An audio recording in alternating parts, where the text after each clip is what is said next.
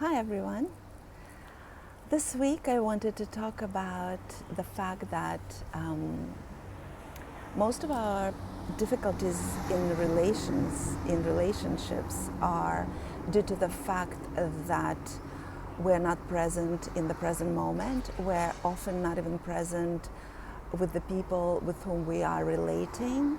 Very often the heavy backpack of our past experiences, which includes our traumas and our wounds from the past, are what colors what we hear and what we get out of our relationships. So very often we make what other people do or say, or what they don't do or what they don't say, mean something about their lack of love or lack of attraction to us.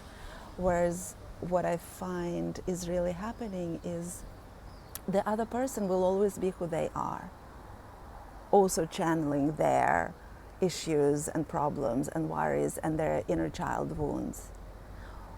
Our triggers, our reactions to what they say, do, or what they don't say and don't do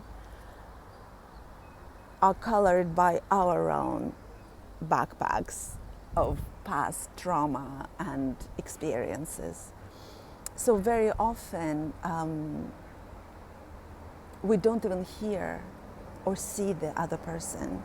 We are almost stuck in our own world of a particular belief about what we have, about life, about men, about women, about what people should or should not do. So closed off we are in our own internal world of pain, suffering, hypervigilance, that we're unable to open enough to actually receive what other people are giving or telling us.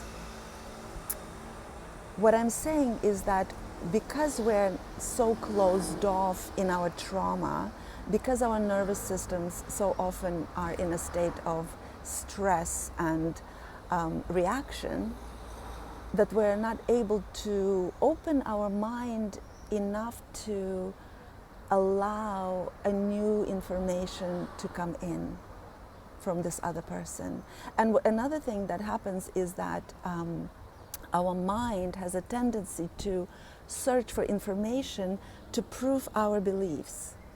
So if you believe that all men are wrong, all men are violent, all men are emotionally unavailable, well, you're going to search for proof of that belief and you're going to find it. It'll color your relationship, it'll color your interaction. So if a man, for example, I've spoken about that a lot, if a man remains silent, we're going to create stories about that, that has something to do with what we think about their emotional unavailability, or even worse, it goes even deeper, something about us being not good enough for them to react to us or to answer us. It's incredible to what extent we don't realize how imprisoned we are by our own stories about situations, stories that often don't serve us anymore, stories that are old and often not even our own, stories that we've inherited from our own parents or society at large. So a lot of what my work is to bring us back to self-responsibility about what's happening within.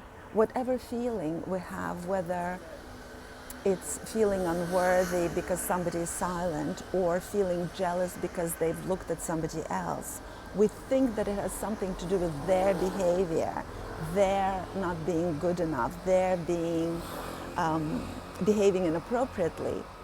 But in fact, it's not so much about what they're doing or saying or not doing or not saying. It's all of it is about what are we bringing into the situation in ourselves? What are we bringing into this interaction of our own wounding expectations and beliefs? And a lot of my work is about separating the story that is always running on a loop in our minds from the actual sensations in our body. And that changes everything. So that's what I call emotional regulation. And I feel that so many of us suffer because we don't have that skill. How can we emotionally regulate ourselves so that we don't blame our pain or our discomfort on other people? Because what we try to do is to control other people's behavior, telling them what to do, wanting them to change, criticizing or judging them so that they change their behavior in order to remove the irritant that we are reacting to. Whereas what I suggest, what I promote is self-responsibility for our feelings, so that whatever other people are doing, saying, or not doing, not saying, our reaction to it is our own. So what does it say about our own state of being? What is that sense of unworthiness or fear of abandonment that we carry within ourselves that needs to be addressed first? Because we can never control another person. We can only control them to the extent that they want to be controlled. But nobody wants to be controlled long term, even if they play, to your demands in the beginning because it's new. It's not sustainable. So self-responsibility and self-regulation, in my vision, goes a very long way to improving our relationships, because once we learn to regulate our reactions, we can come into our relationships from a completely different point of view and allow the other to actually inform us rather than just bringing our own filter into the interaction. I hope this makes sense. I know that these are new thoughts and new ways of healing and therapy, but I really believe in it. I find that incredibly powerful, and it has changed my life, and now changing lives of other people who come to me. So please comment, and I would love to know your reactions. Is this something that makes sense? Is this something that you understand and believe as the new frontier? I believe that this is what's going to change all of our relationships and our own relationships with lives, not only with people in our lives. So please comment. I would love to know your thoughts, and thank you. See you next time.